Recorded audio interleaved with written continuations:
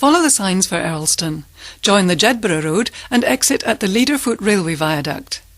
A few miles from here lies Old Melrose, a bend in the river below what is known as Scott's View. This was the site of an ancient monastery of Melrose. It was founded some 500 years before the other border abbeys by Thomas Boisil, whose name is commemorated in the nearby village of St Boswell. Also, a little distance on, is the House of Beamerside, gifted by the nation to Field Marshal Earl Haig in 1921. Triborough Abbey is also nearby, for many the most romantic of the border abbeys. Earl Haig is buried here, as is Sir Walter Scott. However, we take the turn off to Gattonside, passing under the viaduct. This tall, graceful structure was built in 1865, with its 19 semicircular sandstone arches resting on slender pillars which are reinforced with buttresses. The line is long abandoned, leaving the viaduct as its only tangible reminder.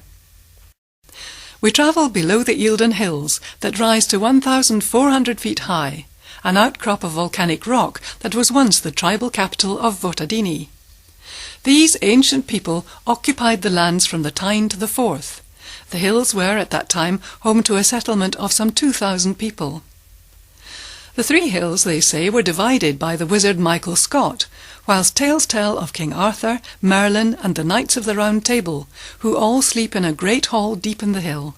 It was here that Thomas the Rhymer disappeared into the hidden fairy kingdom for 7 years with the Fairy Queen, and returned with the gift of prophecy.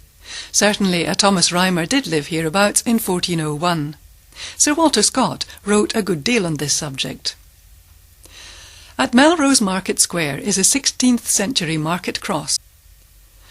The Romans built an important fort at Trimontium a few miles away, the site influenced by the high visibility of the triple-peaked Eildon Hills, which aided navigation.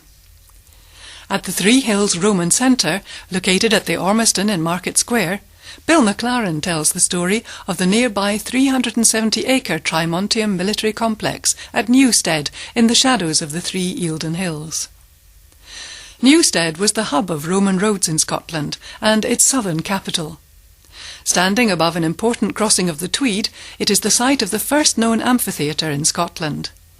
Excavations have uncovered amazing gems and artefacts, including decorated leather headgear for horses, semi-precious stones from soldiers' rings, and wonderful helmets. The display includes the face of a Roman soldier reconstructed from his skull. His skeleton was found down one of Trimontium's 100 mysterious pits. Guided walks from the centre to the site take place in the season. Contact the centre for dates and times. The bitter wars that ravaged the Scottish borders did irreversible damage to Melrose Abbey, but even in ruins it remains beautiful. The abbey as it stands today was preserved by the energy of Sir Walter Scott and the money of the Duke of Buccleuch in 1822. Some of the finest figure sculpture in the country is preserved here.